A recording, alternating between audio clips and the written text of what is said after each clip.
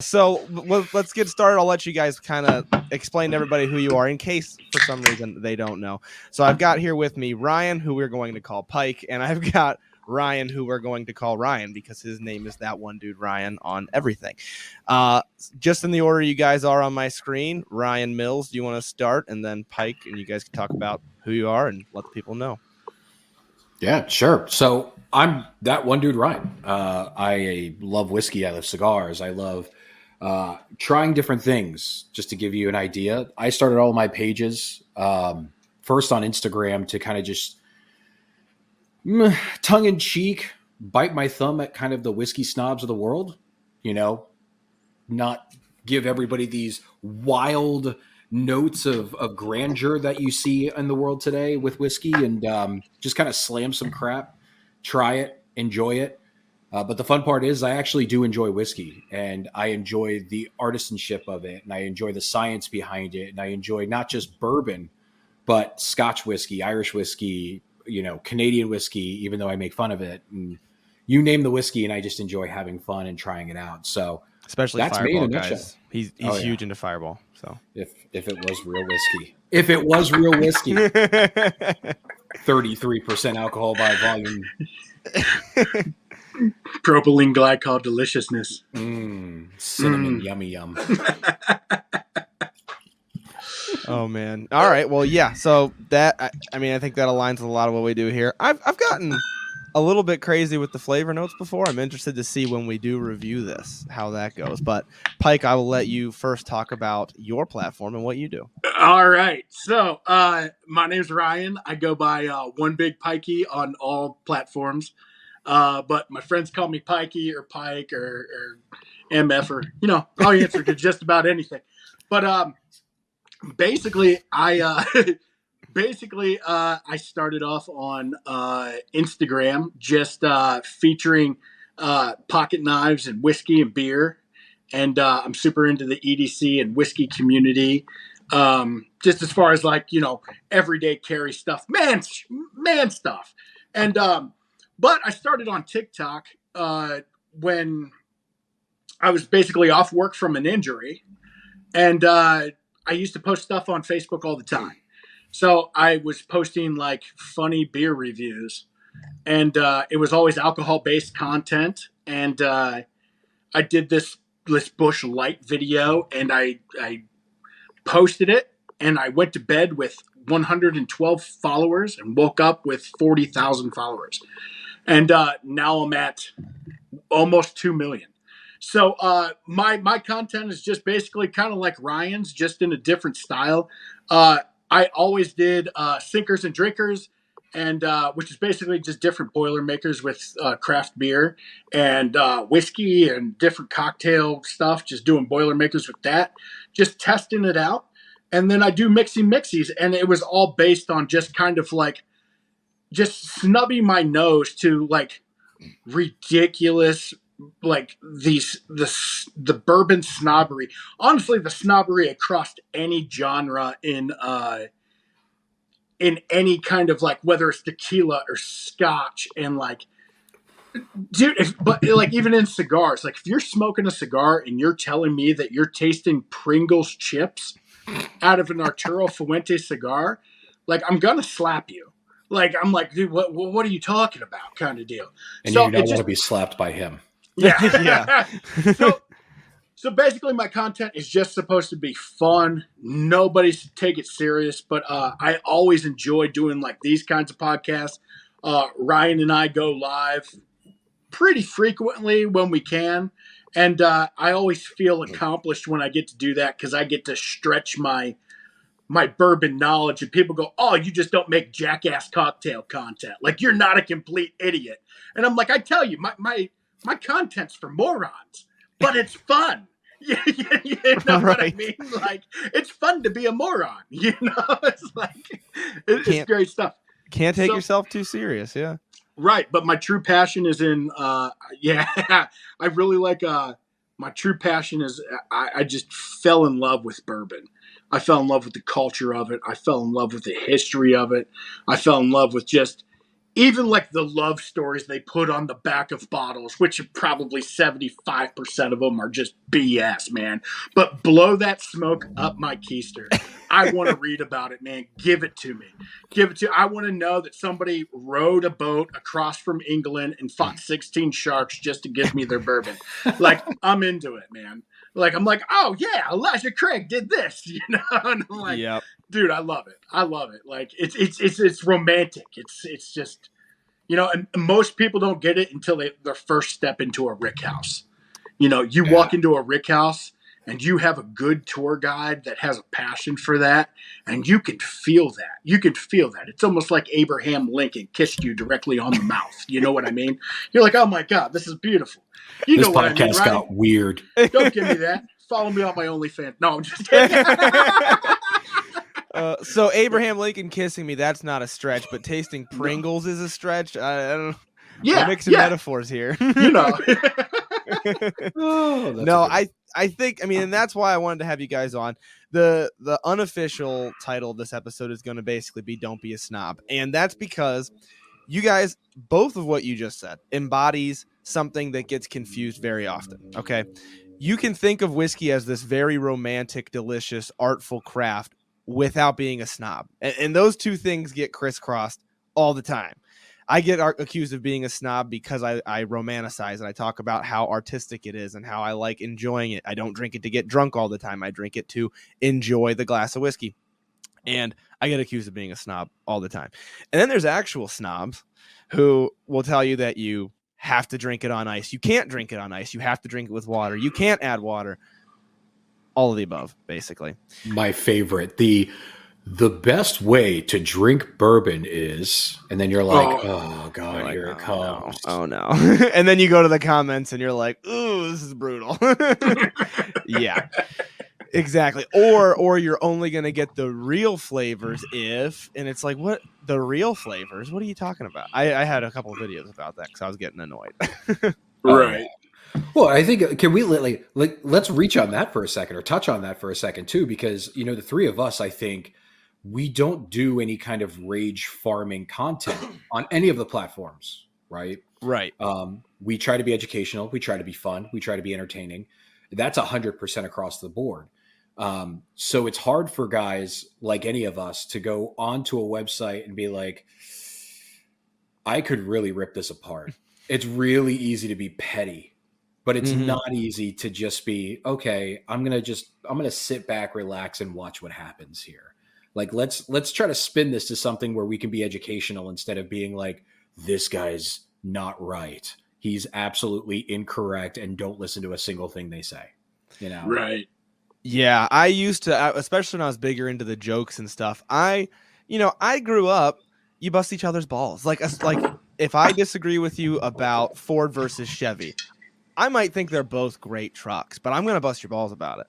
And I used to post a lot of videos like that, like making fun of ice specifically, like having your whiskey on ice, because I like it neat, and I would do it as a joke. And I got those accusations like, you're trying to start arguments in the comments, and I was like, I'm just joking. Like, I didn't think people were going to take it the way they took it, but that's exactly how they took it. So we're just going to gloss over the fact that for those listening at home and not watching anything, Pikey just grabbed a 175 liter of Evan Williams bottled and bond. It's not like, so Chris and I are rocking our 750 milliliters. That's Pikey size. And Pikey's got ours, like our granddaddy of Evan Williams bottled and bonds. You know, if you are watching the video, it kind of looks the same in my hand versus Pike's hand. So, like, a lot of people, because I mean, talk about fanboy. There is no secret, man. I am a teenage girl to Justin Bieber when it comes to this. And I really feel like, and I know, yeah, big surprise. I'm going to get on my soapbox about this stuff. It is so undeniably good. And if anybody were to ever say, there's an argument for like Evan Williams Black Label where you could be like, oh, I don't really care for it. I would care for something like this. But if you were handed just a standard size bottle, like this bottle cost me $30 today, $30, right? And then, like, I'm sure your guys' bottles were around what, 17, $20? I think 20. Yeah. Yeah. I think Okay. mine was like 1999. So if you were like, here's $20, I'm going to give you a 100 proof, federally bonded, 4 years aged, and I know there was some controversy between like the single rick house kind of deal, like with Evan Williams, where they're like, why is there 2 rick houses on, kind of deal, like the labeling on it. But like, if you were to take the labeling off, put it in a blind bottle and just hand it to somebody and be like, hey, that's a $40 bottle of bourbon, they would be hard pressed to argue with it. Facts. You know what I mean? So like, I always feel like I'm stealing when I buy a bottle of Evan Williams BiB, because I always feel like I'm just getting a $40 bourbon for 20% off or 50% off. $20 off. You're you know what literally I mean? stealing it every single time. It's just like, hey.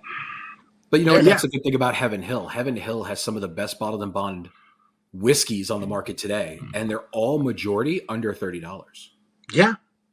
Yeah, it's a beautiful thing. It's a beautiful thing. And people I know, like, talk about the snobbery in the bourbon community. Mm-hmm. Have you guys hit this point in the bourbon community where they're like, that's mass produced, and oh, that's MGP juice, or oh, that come from Heaven Hill.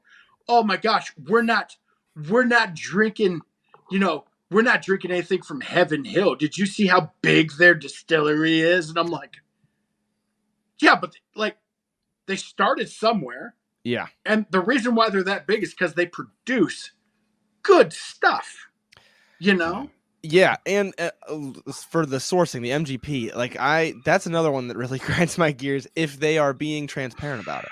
If it's like, that's just MGP juice, and I'm like, okay, but they tell you that, and it tastes better than other MGP juice that I've had. So, what's the problem? That's a big snobbery one, is you can't go with the big guys, and if it's sourced, get out of here. Then it's like, then how do any of these small guys, how are they even going to pop up if you have to age something for 4 years before you can do anything with it? Exactly. I think what a lot of people don't realize, though, is in order to start a whiskey company, it's not easy, right? You have to understand that whiskey, for a matter of opinion, all right, let's just say bourbon, in a matter of opinion, is best over 2 years old, right? So the distillate coming off of that still, and sorry if I get too technical here, but the distillate coming off of that still has to go into a barrel, and it has to be matured for a certain amount of time in order for it to be deemed like enjoyable, right? Either that or it's going to be funky, it's going to be light, it's going to be bright, it's going to hurt, it's not going to be the atypical smooth that some people get into. Mm-hmm. So where do you start a craft distillery when you have no distillate? You source it from another distillery like Heaven Hill or Luxrow, MGP, or even there's some big name Kentucky distilleries that will source their distillate out to people. You just don't know it because they make the craft distillery sign an NDA. So where else are they supposed to do that? I never turn my nose up to any random whiskey company. Hey, they're trying, right? They're trying to put something good out there. They think it's good. They like it. Try it out. If it's not your cup of tea, you'll hear it on my page. You'll hear it on everybody else's page that's on this podcast right now. If you don't like it, that doesn't mean that it's not good, right? If Chris doesn't like it, that doesn't mean that it's the worst thing ever. If I don't like it, doesn't mean that Chris or Pikey won't like it. So just enjoy the whiskey. Like, that's the main point. Yeah.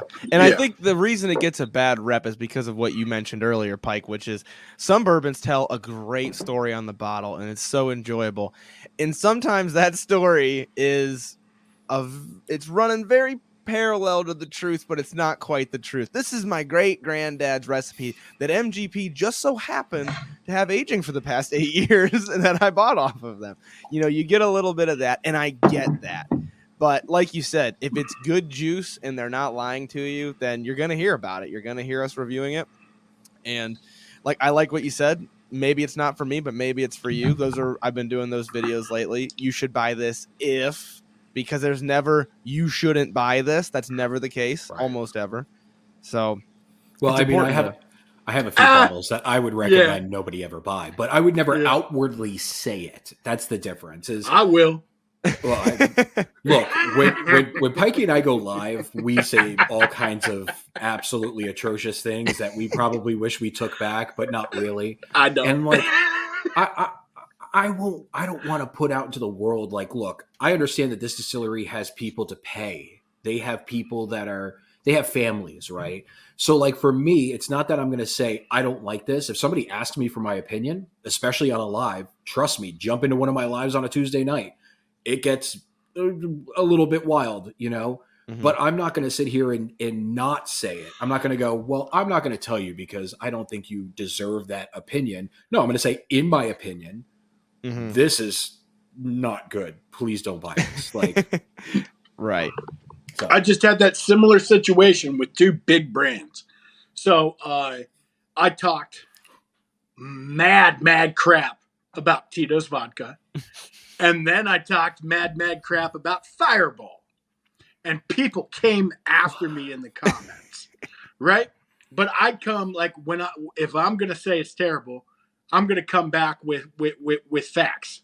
And there's nothing in those two videos that I said in defending myself, and I kept everything respectful. And I also said, like in the Tito's video, I'm like, don't let me deter you from buying Tito's vodka, right? If you're going to buy Tito's vodka, if that's the best vodka you think there is, the best bang for your buck, buy it. If I'm at a bar and somebody offers me a cocktail with Tito's in it, I'm not going to be like, what kind of vodka's in here? Yeah. I'm going to say thank you, and I'm probably going to drink it, and it's probably going to taste good, But for my money, I'm just not going to go out to the liquor store and just get a big old jug of it and be like, oh, this is the best vodka ever because that's what the commercials told me, Yeah. And I also came after Fireball, and I came back with facts on that. And most people were like, I had no idea they did all this crap. I had no clue that there was this, there's like these 5 talking points about that liqueur. And people were like, wait, you're telling me that it's not actual whiskey? You're telling me that like, they have bad business practices and they false advertise? And I'm like, hey man, like, all it takes is 5 minutes on a Google. You know what I mean? Like, the lawyers didn't come to me and tell me, hey, these are your talking points. Right. So yeah. And that's about the worst thing that I'd ever say about a company is you're being dishonest. As a company, you're doing something wrong. And when it comes to whiskey, I think the worst review I'll ever give, and this might be a little different, is I don't like to ever say don't buy it because of the taste. I'll say the worst I've said is it was on this podcast. It was Tenjaku Japanese whiskey. It is, I don't at all like the way this tastes. If you do, you're going to love it. Here's what it's tasting like to me. And then, that's just the truth. There's something out there for most people. Maybe it's not for the majority of people though. Absolutely. No, I'm trying to see if I have it. I don't think I do. Have you ever had it? Do you know? I don't know if I've ever had it off the top of my head. Well, if I'm correct, that's a Nika style. The Tenjaku. I don't think it's like a Suntory style of Japanese, so it might be a little bit wild. I don't think I've had it on my shelf or in my glass. It basically reminded me when I was in biology class of whatever they kept the rats in, that smell. That's exactly what it reminded me of. And I can't. You're never going to go down a good road when it's like, it smelled like, do you remember when we were in biology class? You're right. Enough said. Nope. Yeah. That's now, quite the opposite is something that is welcoming to the majority of people. And I think that's the strong suit of Evan Williams Bottled and Bond that we're drinking right now. Because it's just easy to drink. Like you said, $20. There are certainly $40 whiskeys that are worse than this. Overall, I mean, I say this about a lot of budget bourbons and a lot of under 25 that I enjoy. It tastes like bourbon and good. Like it checks those boxes, and that's what you want, really. Oh, absolutely. Yeah, this is the bourbon. If somebody were to come up to me and be like, "Hey, I'm from another planet.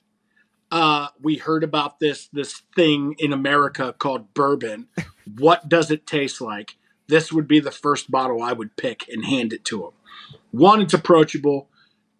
Two, I don't know how much aliens make, but I'm assuming, they can afford $20.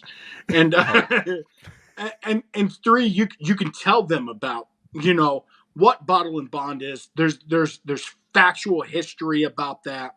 You can tell them, hey, you know, the same guy that this is named after basically helped build Louisville, Kentucky, all the way down. Like he helped do amazing stuff for America, and first illegal moonshiner, first mass production, bourbon in America, and like in my opinion, he would be the founding father. There should be shrines made of him. I told you I'm a fanboy. Like I'm getting one of my next tattoos I'm going to get is a portrait of Evan Williams on my leg. Like that's the level of fandom I'm at, man. I really love Kentucky to go down. Yeah.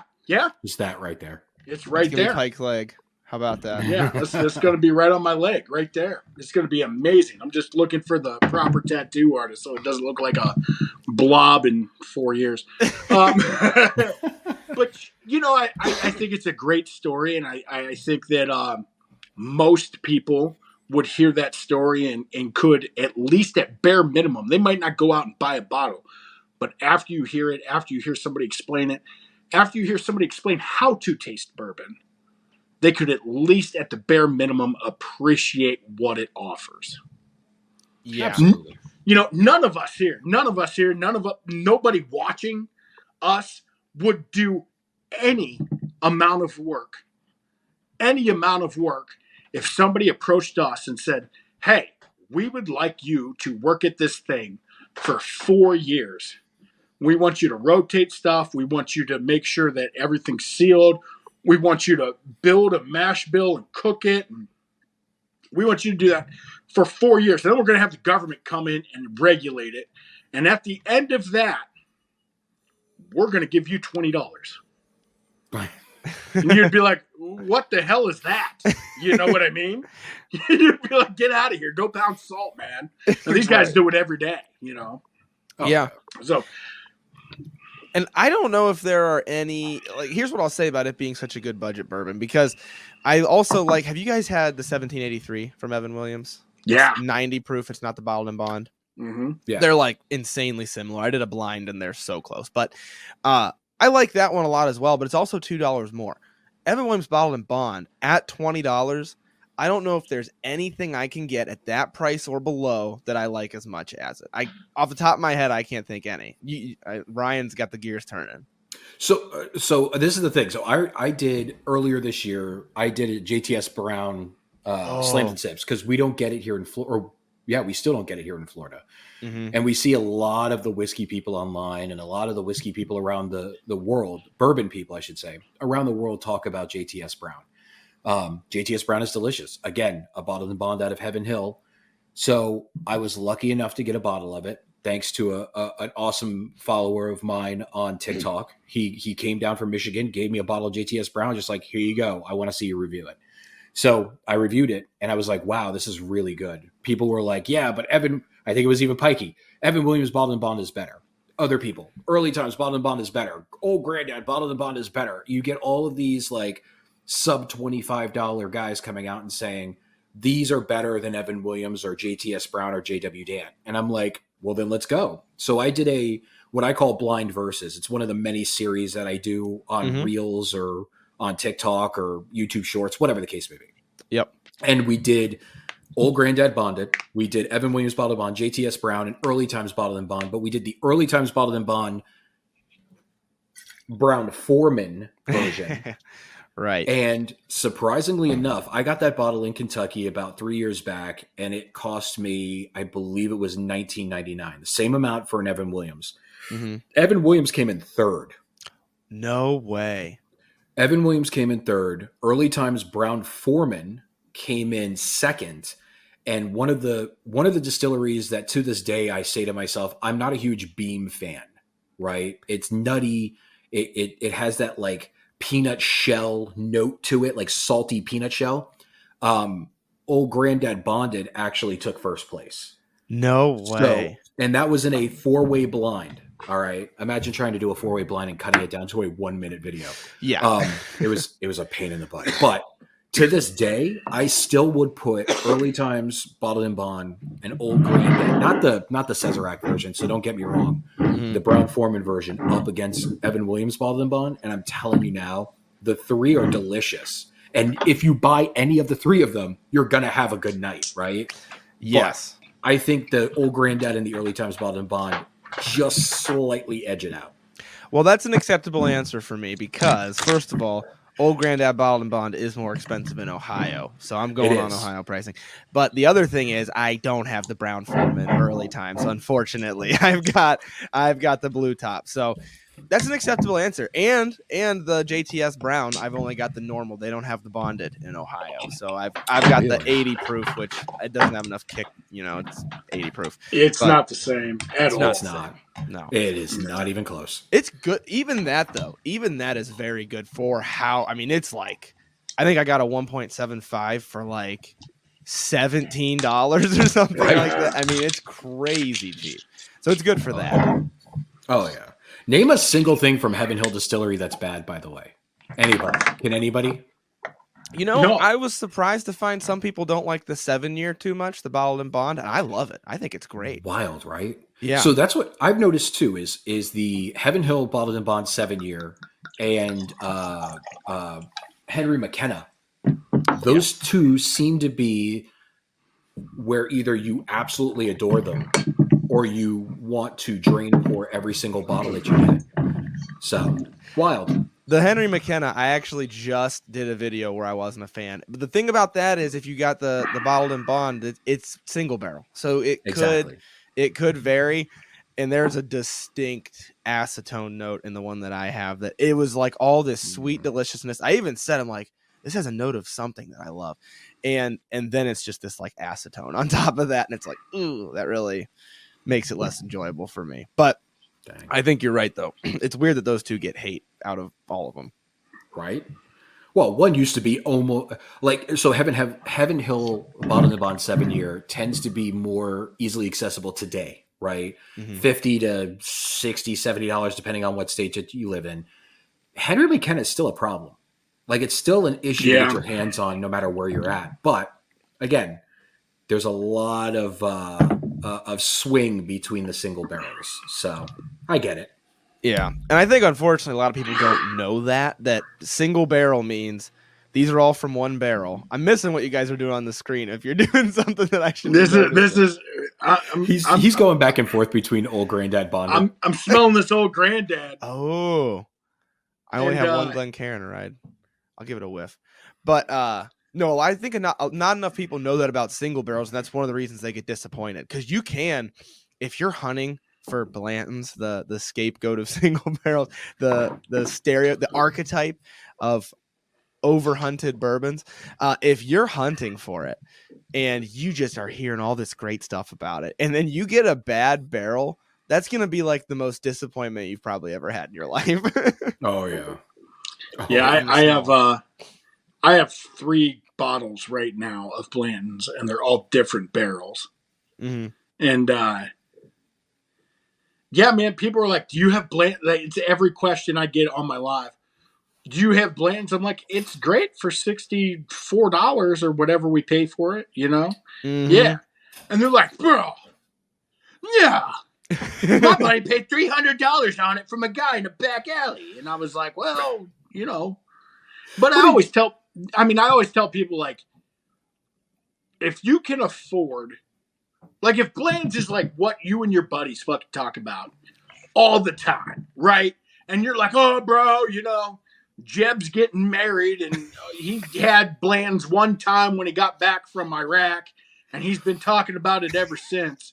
Why don't we all chip in $50 and go down to the secondary market store, in South Carolina, or, even Kentucky does that crap where you're like, you have to buy $600 worth of liquor, like your normal liquor, and then you get a bottle of Blanton's for $60. You're like, what?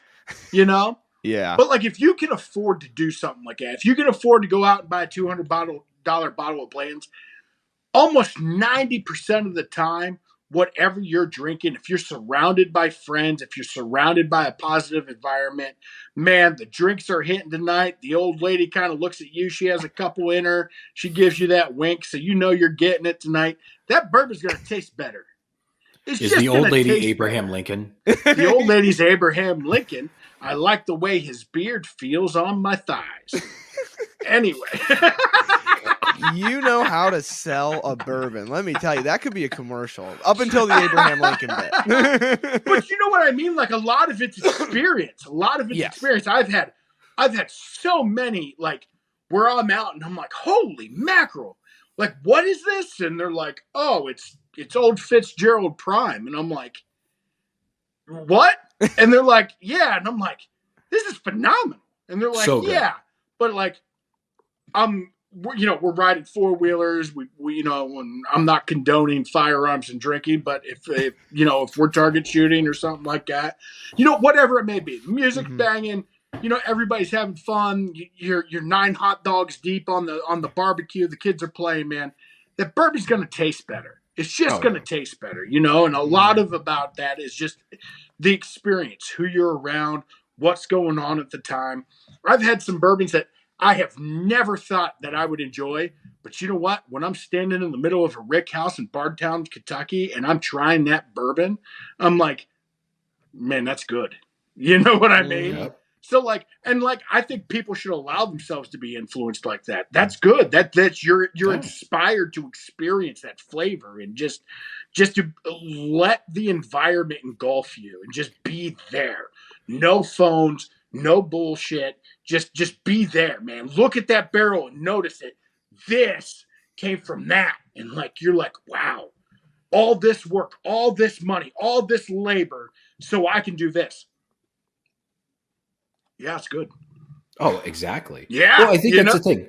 So I think that's where the difference between snobbery and non-snobbery kind of lies, right? Is that experiential, I guess you would say, situation, right? I've talked to multiple people where I'm like, look, I'm not a giant fan of Bullet. I'm never going to sit here and be like, Bullet's great. They make some good whiskey. Do not get me wrong, right? Don't come at me, people who are listening. They might. If they do, they do. But listen, I'm not saying that it's bad. I'm just saying that I'm not a huge fan of some of their expressions. All right. But I have friends that are like, look, I have the standard Bullet. I spent $20, $30 on it. I had a drink with my father before X, Y, and Z, or, this is something that my buddy and I used to drink back in the days. That's just, it brings back that feeling of it, right? Of living in that moment. And then you sit back and you go, I get that. So that's why I would never say something is terrible or don't buy it in that fashion, because you never know who is out there, right? And the snobs are just like, I buy this $10,000 bottle because I have more money than sense. So, dude, yeah. Yeah, it becomes almost like a status symbol for some people too. 100%. Just the buying it. But absolutely. You're totally right. And that's why okay, what's more romantic than your first sip that you actually enjoy of whiskey? And so that's one of the reasons I like Buffalo Trace so much. And I've told people, I'm like, listen, I have a huge bias towards this because when I drink it, it's like, this is my first time drinking a whiskey and actually enjoying it. My buddy hands it over to me. I'm like, okay, I don't like whiskey. And I drink it. And I'm like, this is actually really good. That experience, or any experience, can make a whiskey way above anything else in that price range. And I think that's what you were getting at, Pike. And that's so true. And absolutely. You get Chris is a tater. Yeah, I know, because I like Buffalo Trace. No, I have a whole series to try to convince people to buy other things than Blanton's. Oh, yeah. That's another one where it's, if you get a good, I think my view of Blanton's has always been a little bit distorted because I'm in Ohio. And like you said, Pike, we get it for $60. And it's like, if you get a good barrel, that's a good $60 bottle. That's like, I really enjoy it. But then you get these people in the comments, they're like, I just paid $200 for it. And I'm like, well, I can understand why you're upset then. That's a 200, anything over $100. What's your dollar amount? I want to know from you guys. For me, it's like about $100, where after that, exponentially law of diminishing returns. It's like above that, you can really start to get from 100 to 200 is so different than 20 to 100 for me. I agree with that. From 100 to 200 is way different from, I think that's leaps and bounds different. But I don't know. For me, I guess it's based off year statement.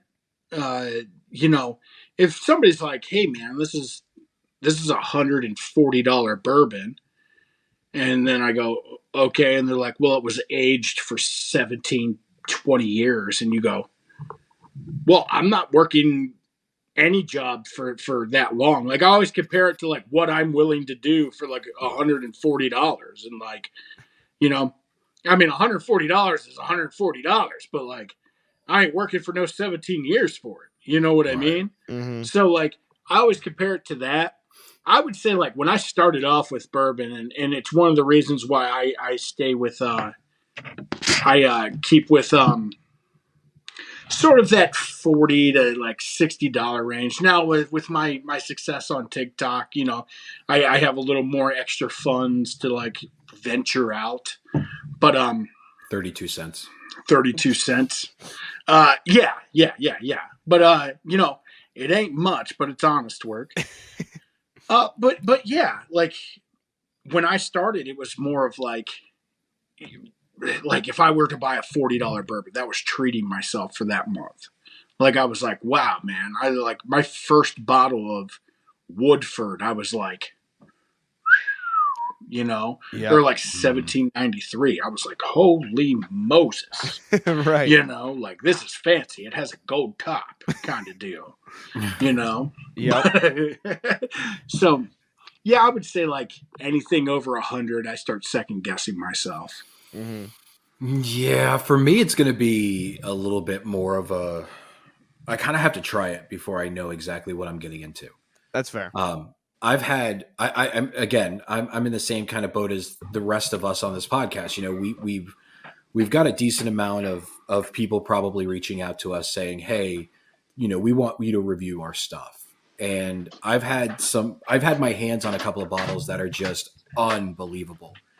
And they probably range within the $150 to $200 range. And it's been fantastic. So, what am I going to spend $200 on a Stag Junior? No, absolutely not. It's worth maybe $80. Am I going to spend $200 on a George T. Stag? Maybe. William LaRue Weller? Maybe. A Thomas H. Handy Sazerac? Never again. Right? Really? I'm not a huge Sazerac ryes are not my cup of tea, and I'm a rye guy. Like, I love rye.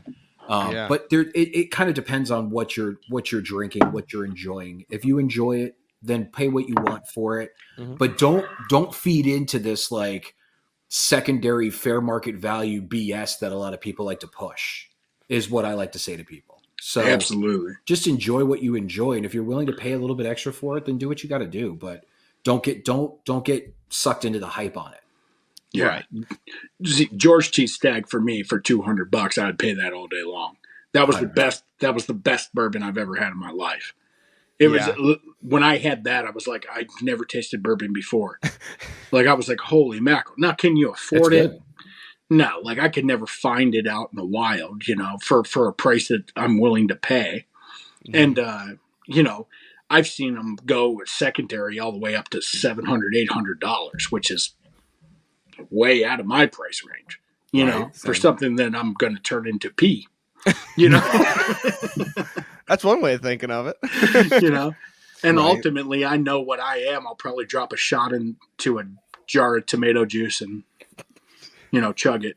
So just don't be that douchebag that mixes it with like Yoo-hoo and then posts it on the internet. Those guys are douchebags. Oh, they're terrible. Yeah. Baiting the rage comments a little bit. Right? Baiting the rage comment. Don't drink Sprite. Don't drink Sprite. Most of those tater bottles I've never even got my hands on. I mean, I don't really try to. I'm like, if I do a review of that, how many people is that really helping? They're never even going to see it. So it's like, it's important to know for those who can, though. And I've I would like to, but Pike, you live in Ohio. You know what it's like out there, man. We're not Oh, we're not man. getting our hands on those bottles anytime soon. People are animals when it's truck day. It really Well, is. Animals. That's the wild part. So both of you are in Ohio, and Yeah. I'm down Yeah. here in wonderfully allocated Florida. So I can literally get my hands on almost anything. Granted, I'm going to pay something for it if necessary. Right. It has to be a completely different whale up in Ohio. The good thing is you guys are close to MSRP. Yes. It's we're usually spot never on. too far over. No, we're But- spot on. No, And that's perfect. but like the taters in Ohio are a different breed of human. Yeah. Like it's the same group of 12 to 15 idiots, and they stand outside. Well, here's my problem with it. So they stand outside of a grocery store at 4 a.m. and that grocery store won't open up until 9, 10 a.m. Right? Mm-hmm. And they all know each other, and they're all there for one reason: is to sell it on secondary market. So for somebody who's actually trying to get a bottle for whether it's a collection or for an enjoyment or a party or bar mitzvah or whatever you want to do, it's almost impossible. And then these guys will stand in line. They don't work. They just sell, secondary whiskeys. And they will stand in line and they all know each other. And then they talk about how much money they're going to get from a $60 bottle of bourbon or a $38 bottle of Eagle Rare, and they'll be like, oh man, I can sell Eagle Rare for $150 online. And, all their buddies are like, oh, it's a good payday. I hope I get one. And maybe they'll have E.H. Taylor and that's $175 in my pocket. And then like, there's always like 2 or 3 dudes that just heard about like the whiskey truck, and they're like, you guys in line, they're like, grab a number. And they're so rude. Like Yep. most of them are rude, because it's their livelihood. Yeah. And like you're drinking their money, and they don't like you for that. And it's the worst. I'm not joking. I watched 2 people at the Acme grocery store fist fight each other. Got both assault charges. There was 6 bottles of Blanton's available. They were number 12 and 13. They weren't even a thought. And they were beating the out of each other like they slept with each other's wives. And I just go, gentlemen, like, you never had a chance. Yeah. It's a whole different beast out there. And I have a love-hate relationship with it because I love being able, it's like a gamble that's free. Like, oh, I'm going to go at lunchtime and see if I can get a bottle. And if I can't, I don't spend any money. But the people you just described, Pike, are the big reason I don't like it, because you're right. I mean, if you walk up and they don't know you, they look at you like their dinner, like your dinner, because they all know each other. They're all here to make money. They don't want anybody else finding out about their stores, even though everybody knows about it. And it's pretty brutal. That's the worst part out of all of it. And then, once again, they're feeding into this secondary market that is gotten completely out of hand. And it makes it tough. The good news is if I get lucky, I get E.H. Taylor for $45. All right. That's not bad. Absolutely. But Well, go ahead. I was about to be like, you go ahead. But that's the thing that has to do with like the snobbery too, is because you literally triggered something in my head to say it, because the snobs out there want to keep their honey holes, right? Yeah. They want to say, this place is, and granted, I'm not dealing with what you guys deal with OHLQ and everybody else. Mm-hmm. I'm dealing with allocated stores. So there are, banger locations, and then there are just bust locations. So, and bust with a T at the end, sorry. So a lot of the times, especially in my area, my neck of the woods, the Tampa Bay area in Florida is a great place for whiskey. We have a lot of great retailers. We have a really good community here of whiskey drinkers and single barrel picks and just overall good places to go and have some really cool pours. But there are this group of what they would consider to be elites, and they're like, don't tell anybody about this place. Don't tell anybody about that place. You know what I'm going to do? I'm going to tell my buddies, when E.H. Taylor Single Barrel goes on sale, and nobody needs to find out. Don't post it on the society pages. Don't post it online. Just keep it to ourselves. I'm going to get a lot of heat for this, but I tell everybody where I'm getting all of the good bottles. You know, if you're coming to Tampa, Good. you go to these couple of dozen places and you're going to find out it's a good time. Now, what would you rather do? Would you rather, you know, have a drink with a guy that's like, let's just enjoy some whiskey? Or are you going to drink with a guy that's like, hey, don't tell anybody about this place. This is our spot only. Don't do it. Like, Yeah. just enjoy it. It's there. Somebody didn't waste, like Pikey said before, somebody didn't waste, you know, 25 years being a master distiller, a master blender for you to just let it sit on the shelf, or for you to go and buy it and then flip it somewhere else for somebody else, for, you know, them to just let it sit on the shelf. It's meant there to be drank. It's enjoyable and to share it. So sorry, I went on a tangent. No, that's absolutely correct. Buffalo Trace does a great job supporting snobs, and they do. I'm not going to say manufactured scarcity again. If I say it again, somebody else is going to take it. But yeah, I mean, I was going to kind of bring it up, but like, you almost have to at this point. Like, if people don't start calling out the distillery, I mean, it's outrageous what they're doing. And then, like, I've been hearing it a lot more often since they've basically created that marketing scheme. But like, they're basically creating the secondary market. They're creating this. Oh my God, Eagle Rare is actual rare now. No, it's not. No, it's not. It's a $30 bottle of bourbon. It's not. It shouldn't be rare. That should be one of their flagship bourbons. Like, you should find Buffalo Trace and Eagle Rare on every shelf anywhere. You're one of the largest distilleries in America, and you're just adding another $2 billion to your rick house, and oh, look how successful we are. Oh, well, we can't make enough Eagle Rare, but here's some benchmark. Here's 6 new labels. Yeah, here's Daniel Weller you'll never be able to see. Yeah, you know. And then you just go, yeah, nobody asked for those. Not a single person asked for those. And then all those taters get out there and they just get, just so happy. And half of them, they're just like, oh God, I'm going to get a bottle of Daniel Weather and sell it for $1,700 and, pay off my Chevrolet box, Yeah. It really bothers me. The more I think about it, it bothers me. Is like, because like I call out, I've called out, Tito's and Blanton's and, a couple other companies just for being just sketchy. But then everybody's like, dude, I don't care, man. I'm buying every Buffalo Trace product. And I'm guilty of it too. If I see a bottle of Blanton's for $60, I'm picking it up regardless. Yeah. Right. They make good stuff. I mean, you can't deny the fact that Buffalo Trace makes unbelievably good whiskey. But again, to the point is like, do we really need to go out there and just absolutely oversaturate the market with people that want that product? The fact that like Eagle Rare has kind of become its own enemy, right? With the name Eagle Rare. And people are like, because it's rare. And that's why. And it's like, no, dummy. It's because it's a golfing term. Eagles are rare. So that's what it was there for. Like, and people go, oh, I never thought of that. Like, and if it was meant to be so rare, why is it a $35 bottle of bourbon? I mean, right. I get. I'm sure you guys get the question all the time too. It's like, oh, how can I find these? And I always tell people, I'm like, I like to treat it as a gamble. I'm gonna go at lunch, see if I can get some. Like you said, Pike. If I get a $60 bottle of Blanton's, I'll pick it up. But don't hunt them. Don't worry about finding them. Don't be obsessed with There's so much other stuff on the shelf. I've been doing, I don't know if you guys have seen the videos where it's like, hey, buy these instead. Because it's like, there's so much out there.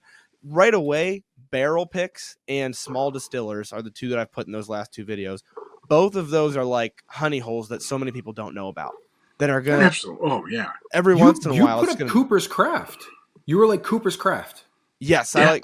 Yeah, nobody's talking about it. Nobody's like, "Are you kidding me? It's delicious." Yeah, like it's good whiskey. Why are you not drinking it?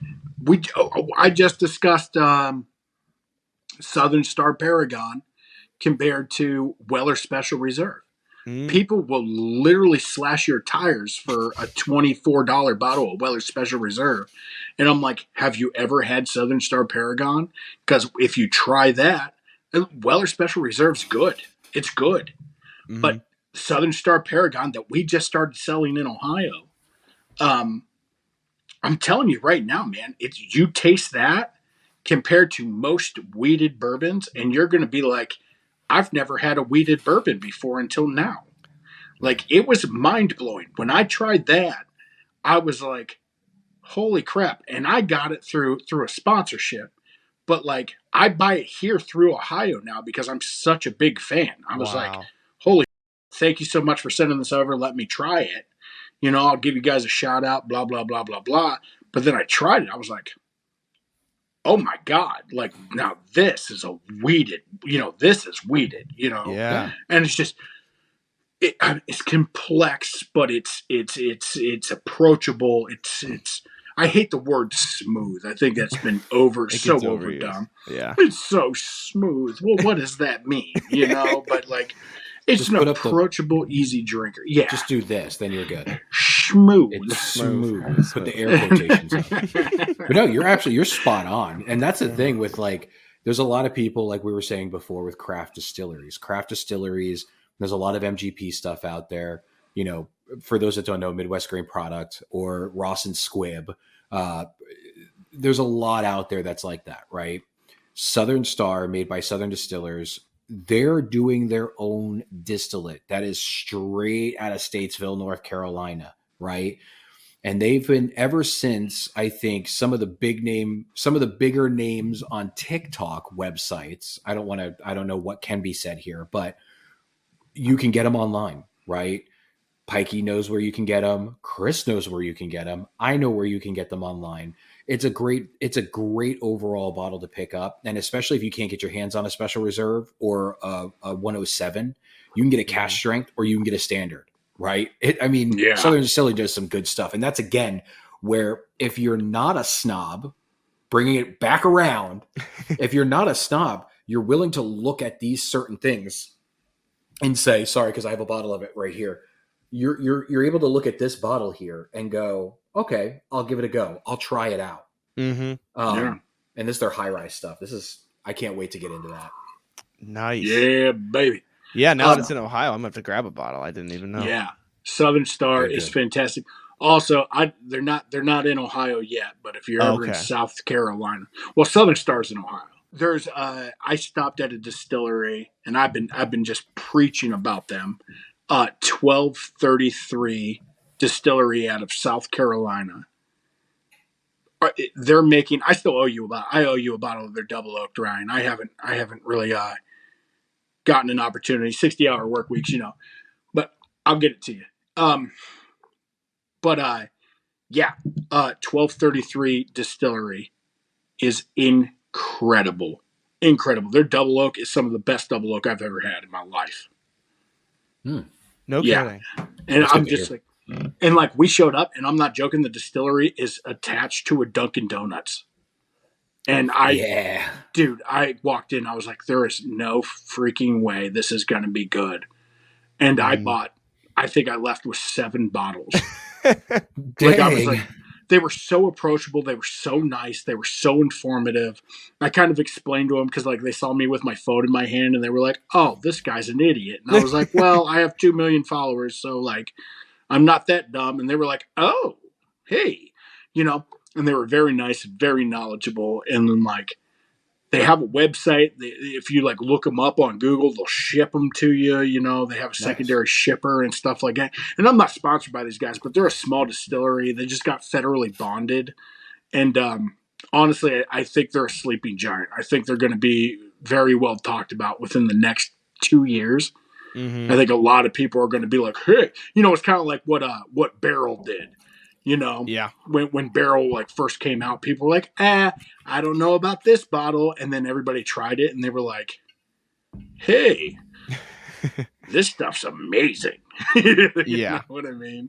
So You know, they're Yeah, doing. I think everybody here loves a little bit of barrel craft spirits in their life. Oh yeah. Yeah, absolutely. There's seagrass, especially right now in the summertime. Oh my gosh, the fruit, the rye. Oh, it's so good. It's so good. And they're coming. Their batch 35's coming out. They have Yes. a new batch of rye coming out. Like they're doing some great stuff. So Yes, That's they amazing. are. I do want to bring it back because I promised the people a review, even if it's just looking at the camera and going, let's try out this Evan Williams bottled and bond. I'm out again, so I'm going to add a little bit to my glass. oh no, Fill it up. Fill I it up and shoot it. don't know about that.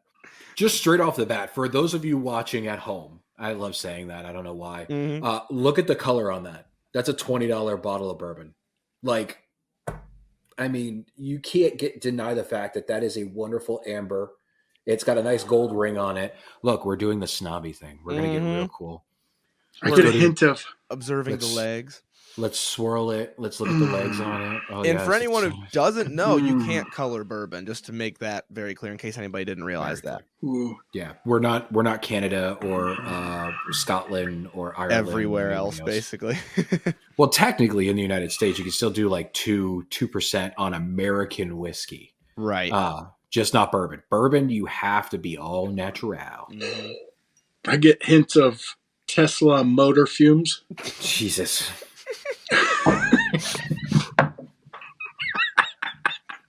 Yeah. We went immediately for it. We went right for the jugular. So for me, I'm gonna bring this train right back on the rails. All right.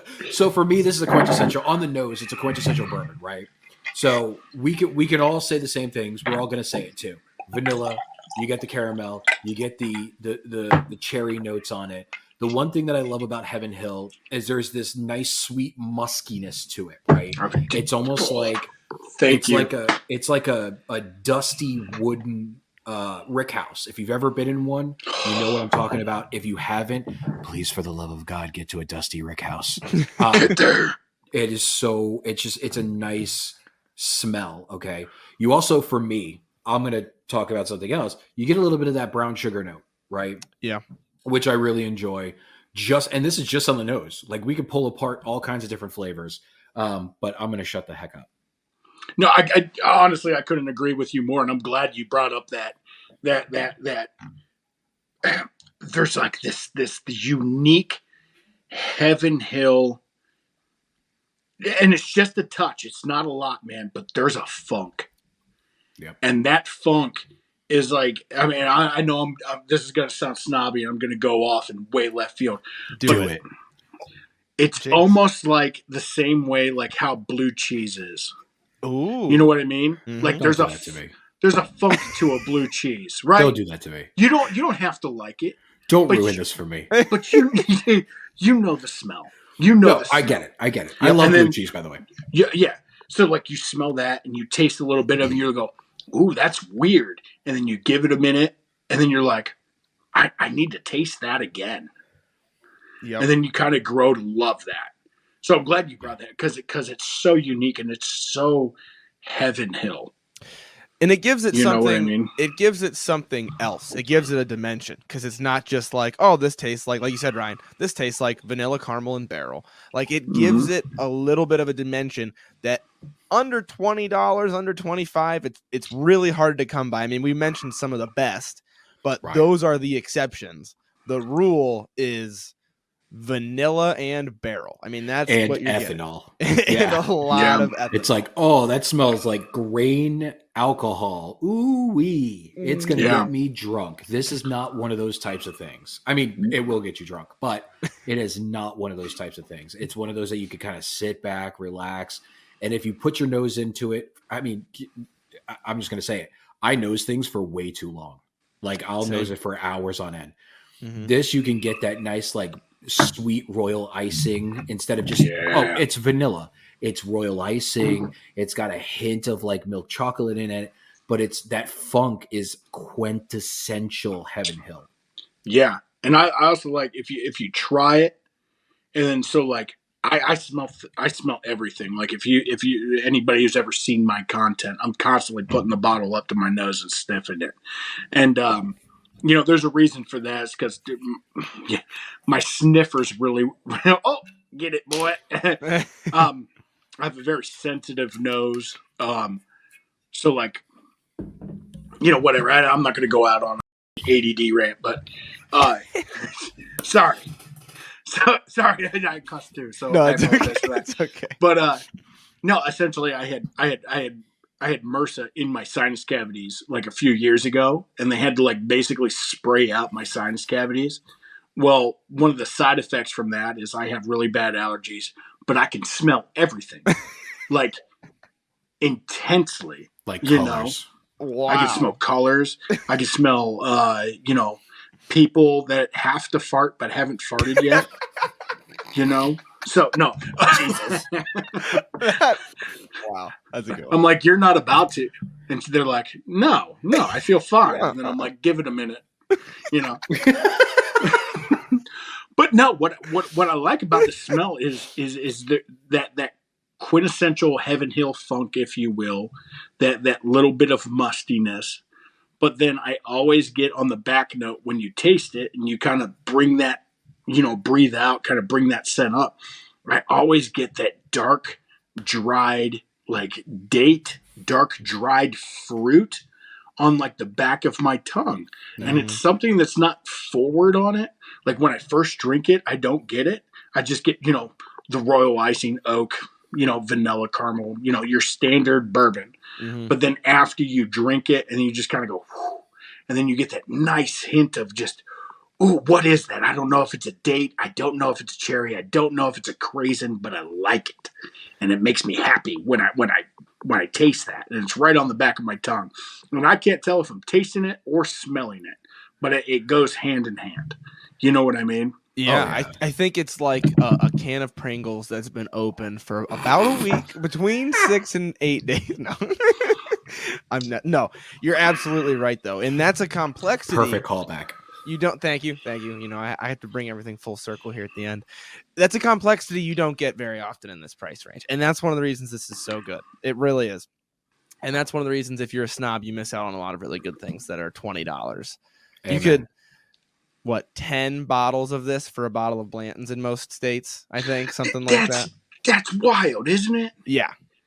That is a wild thing. I'm one of those guys that I would much rather have 10 bottles of Evan Williams Bottle and Bond than I would one bottle of Blanton's.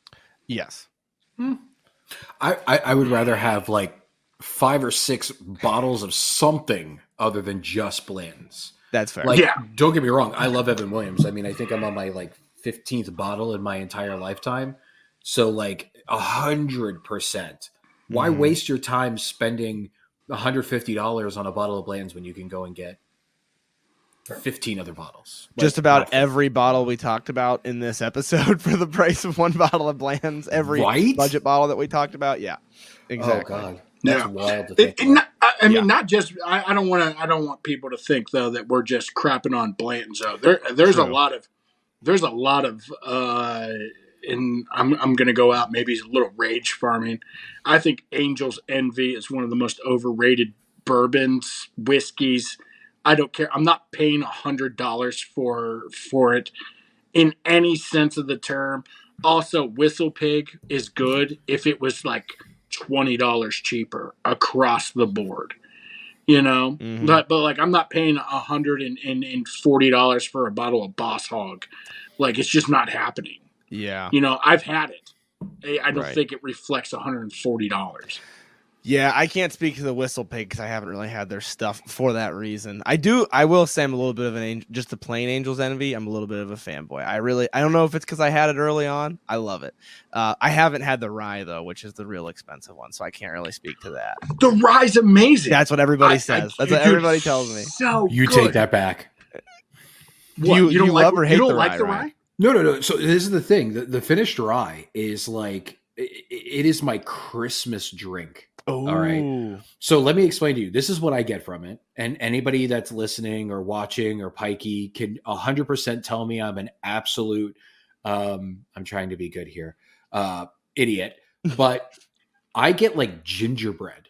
Like it's just, it's a gingerbread explosion when I drink an Angel's Envy rye. Like I don't have any more of it because it's all gone. But I enjoy some of the finished.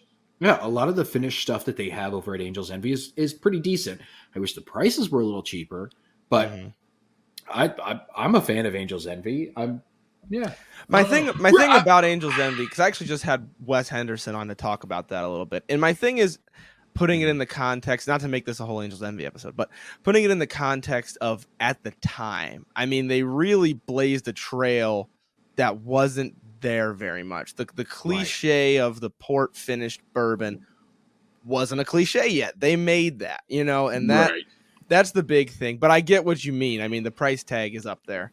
I'm not saying it's bad. I'm not saying it's bad. I'm not saying Whistle Pig's bad. I'm saying that it's good. It's just not good at the price point. Yeah. Correct. Yes. You know what I mean? Spot on. Yeah, you're spot on. There's a lot of that. Yep. Yeah, you're telling me you're not going to go buy the Pit Viper? No. Yeah. Should I? go get the Pit Viper Whistle Pig? I can't speak to any of their products because the price tag just scared me away. Now, to be fair though, then you've got like Barrel, who at first scared me away, and then I bought one and I'm like, oh my gosh, this is worth the price tag. There are some of those out there. Which batch? Oh, it was the Seagrass for me was the absolute. Oh, so you not the batches. Okay. I've had batch 33 and I have batch 34, which I enjoy. But the Seagrass was the first barrel product I bought, I believe. And it was like, let's do the price tag, whatever. Oh my gosh. So worth it does not drink like a rye at all. No, it's so it drinks different. it almost drinks like a rum. Like it's just so sweet and delicious. So trust me, I have a couple of different I got my barrel craft spirits corner over there with all the freaking I love barrel. Even their 24-year Canadian. Sorry, I'm going on a tangent again. Good stuff. All right, I'm gonna wrap this up with something I always do for the folks. There you go. Who we pointing at? I do always read what the notes of the distiller tells you, because I like to think my review before is the unbiased review, and then this is the here's what they say, just so people have kind of a basis to go on. And it's pretty much what you'd expect, especially for this one. This is a $20 bottle. But on the Evan Williams website, it tells you that the nose is caramel with vanilla and hints of barley, which is interesting. Almost maybe that herbal, not herbal. What's the word I'm looking for? Maybe a little bit. I always think it's a little bit bready, which I should have said earlier. It kind of reminds me of, it's like a breadiness. Maybe that's what that is. I don't know. But the taste, then it says on the palate, citrus on top of vanilla and black pepper. I personally wouldn't say citrus. I think what you were saying with like the dates and the other, darker stuff, Pike, was closer than citrus. Citrus? What am I drinking? Buffalo Trace? Yeah. Ooh, when I drink it, I just think oranges. Yeah, I citrus from a bourbon for me is pretty rare. I've gotten citruses in scotch. Now that's what I was citrus whiskey of life. Now Ryan is holding Jameson Orange, which is his favorite whiskey, actually. I hate you, Pikey. Right behind Fireball. Ryan's favorite's Fireball, but then behind that is Jameson Orange. No, the Fireball's over there in the trash can. In the trash can. Oh, the Jameson's Orange will give you the worst hangover of your life. So wait, they say notes of citrus. That is what they say. And this is why I always disclose to people, don't take it for gospel. But yeah, citrus, vanilla, and black pepper. Okay, there's a little bit of pepperiness. I get a little bit of the pepperiness, yeah. Yeah. I don't agree with the citrus. Citrus for me is like Monkey Shoulder. Monkey Shoulder is citrusy. Glenmorangie 10 gives me a little bit of citrus. Not Evan Williams Bottled and Bond. It's not a word I've ever used to I get citrus this. from like Singleton 12 year. I don't know if I've ever gotten a citrus note from a bourbon. It's pretty rare for me. I get a lot of citrus notes. Like I get a very faint citrus note with Buffalo Trace. Okay. All of their Buffalo Trace stuff. So we could probably do this off the podcast, but I can go through the different, like what I get. I call it a string. There's a string between each distillery that helps you distinguish what distillate you're actually drinking. Buffalo Trace, you get that like sweet citrusy note to it, but I don't get citrus on this at all. Yeah, It doesn't give me a lot of citrus. I would No. disagree a little bit with that. More towards the dried fruit, the dates, 100%. Those heavier types of flavors for sure. But that's what they tell you, and now you know. For those listening at home, now you know what they say you should get from it. But I think the Definitely go ahead. take our word for it. Don't ever listen to the distillers. Don't ever listen to anyone but us.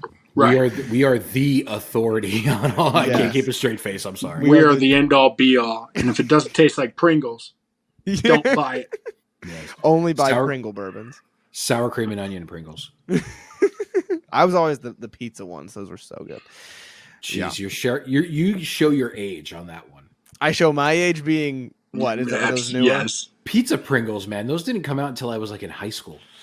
Well, I started this podcast out of college, so pizza Pringles were part of my childhood. Maybe I'll legitimately give that to the patrons. I like to give them a bonus content, pulling back the beards. That's what it's gonna be. Do that. We only charge you one bottle and bond. There you go. That's worth every penny at $20. My size of bottle, not yours. Yeah, that's all right. But this is a normal size bottle. Guys. What yeah. you're talking about. I got tiny hands. Yeah. Yeah, what you don't realize is OneBigPikey is actually very small pikey. Yeah. Oh. This is actually a 1 ounce bottle. Yeah, that's an airplane bottle right there. Yeah, I'm a midget. He's 5'1". Right. Oh my gosh. Well, I think in conclusion, it's safe to say that this is one of, if not it's one of the best bourbons in its price range. And it's so worth trying the cheap things. I say it all the time. People who listen since the beginning probably sick of hearing it, but trying the cheap things to figure out what you like is the way to go. Sticking in that $20 to $30 range till you know what it is you like. That's, in my personal opinion, that's the best way to go. Thank you guys both for coming on and talking about this. This has been a blast. We will for sure have to do this again. Absolutely. Before we're done, in the order that you're in on my screen, this is just because you're in this order. Ryan and then Pike, if you guys want to let them know your social medias one last time, and I will put them in the description as well. Oh, so hi guys, I'm ThatOneDudeRyan. I have 2 million followers. Oh, sorry, that's the wrong person. I'm ThatOneDudeRyan. So hit me up anywhere, anytime. I am on literally any social media platform that you look for, except for there's one there. Instagram, TikTok, Clapper, Threads, Twitter. Just check out the link in my bio. You don't have to worry too much about it. I'm an idiot, so go ahead, Pikey. Hi, I'm OneBigPikey. I'm on Instagram and TikTok. I do have a ton of followers on Facebook, but it's basically posting and memes. It is what it is. It's just if you like memes, follow me on Facebook. I make wild cocktail content. We do sinkers and drinkers and mixies, and we do all sorts of stuff. And then we flex our big bourbon minds and actually share knowledge on my lives and discuss all sorts of fun stuff. But if you're into a good time and don't take alcohol or any sort of things too seriously, and you're just here for a party, you don't take it seriously. You know what I meant, sir. Give me a follow. Drop me a follow. And, we get on there and we try all sorts of crazy stuff. And we use just only spoons to mix our drinks with. And only spoons. It's a fun time. Only spoons. A glass rod so it doesn't affect the flavor at all. I've seen you use a Barbie. I used a mermaid yesterday. You're going to run out of things in your house. Not with a kid. Well, that's fair. Constant There's influx. no way. That's awesome. Well, hey, I will put your guys' stuff down in the description as well so people can find you. Thank you guys once again for coming on. This has been fantastic. Like I said, we're going to do this again for sure. Absolutely. Thank you. This is awesome. Thanks for having us. Absolutely. Thank you guys for listening to another episode of Whiskey Noobs. If you need more Whiskey Noobs content in your life, make sure you check out our Patreon page in the show notes. And if you like the show, please make sure to leave a 5-star rating or review. It only takes a couple of minutes, and they're way more helpful than people realize. If you want to do tastings alongside the show, make sure you join the email list by sending an email to whiskeynoobspodcast@gmail.com with a subject line that says email list. You'll receive monthly emails with a list of the whiskeys that will be featured throughout the month so that you can buy them ahead ahead of time. You can also find more Whiskey Noobs content on Instagram at whiskey_noobs and on TikTok at Whiskey Noobs Podcast. Once again, thank you guys for listening. The Whiskey Noobs Podcast does not support underage or otherwise irresponsible consumption of alcohol.